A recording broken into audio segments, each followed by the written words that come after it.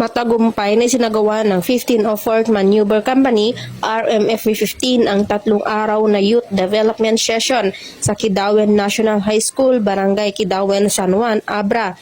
Nito lamang Nobyembre 21 to 23 taong kasalukuyan.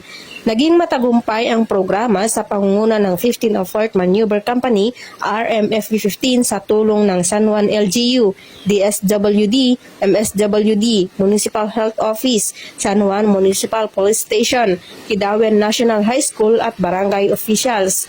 Sa loob ng 3 araw sa mailalim ang mga kabataan sa mga makabuluhang talakayan tungkol sa stress management, mental health awareness, career path at decision making, healthy habits at anti-legal drugs.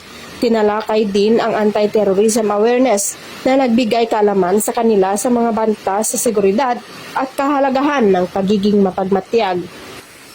Kasunod ng mga talakayan, hinalukan ng mga kabataan ang sulat kamay signature campaign bilang panata para sa kapayapaan, kaayusan at kontra-terorismo. Isinagawa rin ang team building activities upang palakasin ang teamwork, tiwala sa sarili at pakikipag-ugnayan. Ang Youth Development Session ay nagsilbing oportunidad para sa mga kabataang mahas ang kanilang kaalaman, katatagan at pagpapalaga. Isang mahalagang hakbang tungo sa pagiging handa nilang leader at responsibleng mamamayan ng hinaharap. Mula dito sa Cordillera, ako ang inyong PNN correspondent, Patrolwoman Mayra Beran, alagad ng batas, tagataguyod ng Balitang Pulis.